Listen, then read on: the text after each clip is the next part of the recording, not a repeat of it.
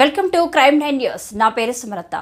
ఈ నెల 7వ తేదీన నిడుబ్రోలు వార్డు సచివాలయ సెక్రటరీగా పనిచేస్తున్న తురుమెల్ల కిషోర్ నిడుబ్రోలు సమ్మర్ స్టోరేజ్ చెరువులో మృతదేహంగా తేలాడు.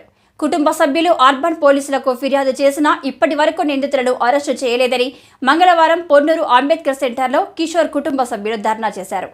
భార్య చంద్రకళ బంధువులను అరెస్టు చేసి కిషోర్ కుటుంబానికి న్యాయం చేయాలని మాల యువసేన నాయకుడు పొందుగల చైతన్య డిమాండ్ చేశారు.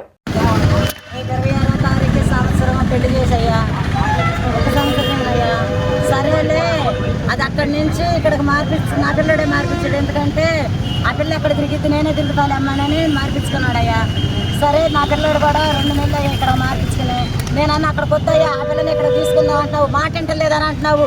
మాట ఇంటి కాడికి నువ్వు ఎందుకయ్యా అక్కడ ఉంచుకోవటం, ఆ పిల్లని ఇక్కడ తీసుకొద్దామని అంటే మళ్ళీ నా పిల్లడితేనే అనిపించిందయ్యా. ఏమన్నానంటే ఇప్పుడు కాదు తర్వాత వెళ్దామని మళ్ళీ నా పిల్లడు వచ్చిన తర్వాత కిషోర్ గారు కూడా ఆ ఊరు వచ్చాడయ్యా. అంతకుముందు గోడపూడి పాళ్ళు జాబ్ చేసుకునేవాడు, వాడు కూడా ఇక్కడికి వచ్చాడు. చిన్న గొడవలు అయితే నేను కూడా ఒకసారి వాళ్ళ అమ్మ దగ్గరికి వెళ్ళి మాట్లాడి వచ్చాను. అది కడుపులో పెట్టుకున్నారు. నా పిల్లోడిని కావాలని రైతు కాడ ఇంటికంటే నన్ను నా పిల్లలను తిడుతుంటే ఒక చెప్పదెప్పేసిన దానిలో కూడా రాశాడు అయ్యా లెటర్లో. ఇక ఆ తర్వాత వాళ్ళని తప్పించి 2 కార్లతోనో 3 కార్లతోనో వీడు కిషోర్ అన్నవాడు 1 గంట నుంచి వాడు ఫోన్లు చేస్తాను. నాకు ఒక్క మాట చెప్పలేదయ్యా. 6 గంటలు నాకు ఫోన్ చేసి పెద్దమ్మ అన్నాడు, ఏందయ్యా ఇప్పుడు గుర్తొచ్చాను, నేను అన్నయ్యాడు బాగుండారా అన్న. మరి చిన్న గొడవ అయ్యింది పెద్దమ్మ, చేయి చేసుకున్నాడు, కంప్లైంట్ ఇచ్చాడు, తెలిసిన పోలీసుతో మాట్లాడుతున్నారు, ఆ అమ్మాయి వెళ్ళిపోయింది అని అన్నాడు. అరే, నువ్వు రాత్రి కాడి నుంచి గొడవ అన్నావురా, నాకు ఒక మాట చెప్పకూడదా, ఇప్పుడు చెప్తున్నావేందిరా అని అంటే అన్నాడు కదా. పెద్దమ్మ అన్నయ్య చెప్పొద్దు అన్నాడు. చెప్పొద్దు, పక్క వచ్చానో చెప్పాలి కదా. పక్క వచ్చాను, నేను వదిలిస్తున్నాను పెద్దమ్మ, అరే అంతమంది పడేసి కొడతాడు, ఇప్పుడు వదిలిస్తున్నాను, నాకు చదువుతాడు ఈ టైంలో. ఇప్పుడు దాకా కొట్టారంటే నా కొట్టిందని ఇట్లాగే అన్నారయ్యా. ఇప్పుడు దాకా కొట్టారంట నా కొడుకుని, ఇప్పుడు దాన్ని నువ్వేం చేస్తున్నావు అని అంటే, సరే నేను నువ్వు ఆపేరా, నేను ఫోన్ చేస్తున్నానంటే అయ్యా నా పిల్లోడికి ఫోన్ కలవట్లేదయ్యా.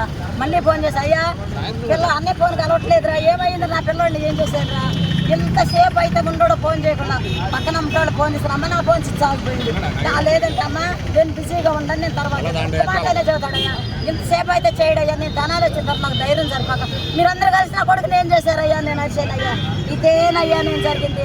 అక్కడికి వచ్చిన తర్వాత నా కొడుకు అయ్యా మీ పోటీ వాళ్ళందరిని అడుగుతుంటే మీకు నీ కొడుకునమ్మా ఉన్నాడమ్మా తీసుకొస్తున్నాము అని అన్నారే కానీ అయ్యా నాకు విషయం తెలియదయ్యా. వెనకాల నా పిల్లలు వచ్చిన తర్వాత ప్రాక్టీస్ చేస్తూ ఉన్నాను. ఈ పొన్నూరు పట్టణంలో 7వ వార్డు ఇమ్యూనిటీ సెక్రటరీగా పనిచేస్తున్నాడు తిరుమెల్లి కిషోర్ అనే వ్యక్తి. వాళ్ళ భార్య 8వ వార్డులో చంద్రకళ 8వ వార్డులో సచివాలయం పోలీసు విధులు నిర్వహిస్తూ ఉంది.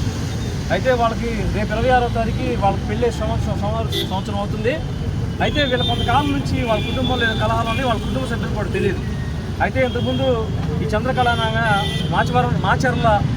పల్నాడు మాచర్లలో ఉద్యోగం చేసేది, అలాగే తిరుమెల్లి కిషోర్ తెనాల్లో ఉద్యోగం చేసేవాడు.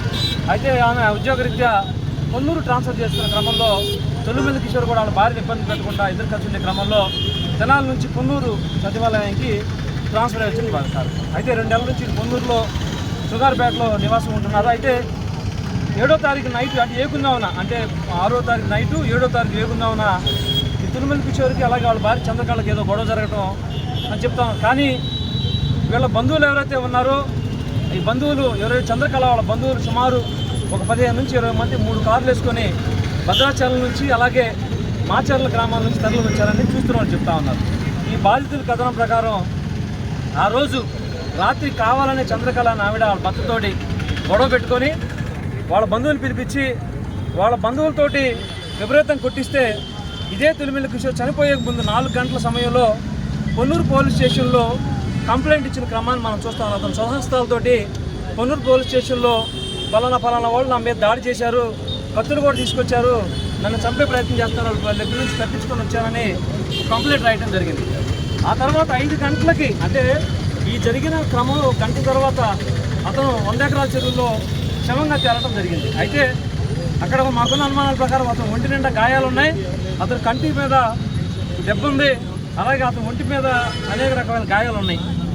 అక్కడ మేము అనుమానిస్తుంది ఏంటంటే అతను చంపేసి కాళ్ళలో పడేశారని మేము చెప్తా ఉన్నాం, పోలీసు వారు కథమని చెప్తా ఉన్నారు. అయితే ఆ చంద్రకళ తర్వాత రోజు పోలీస్ స్టేషన్ రావడం, పోలీసు వారు ఇన్వెస్టిగేషన్ చేస్తున్న క్రమం కాబట్టి ఎస్పీ గారు చెప్పారని చెప్పి ఆ అమ్మాయిని కూడా వదిలేసి క్రమాన్ని మేము చెప్తా ఉన్నాం. ఈరోజు బాధితులు వాళ్ళ బాధలో ఉంటే ఆ అమ్మాయి ఎవరైతే చంద్రకళ ఉందో మిగతా నలుగురు జిల్లా కోర్టులో యాంటిసిపేటరీ బెయిల్ అప్లై చేసి క్రమం చూస్తూ ఉంది. ఇక్కడ ఏం జరుగుతూ ఉంది?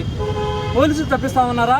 అంటే ఆ అమ్మాయి సచివాలయం పోలీసు కాబట్టి పోలీసులే బాధితులను తప్పించే కార్యక్రమం చేస్తారని బాధితులకి అనుమానం వస్తూ ఉంది.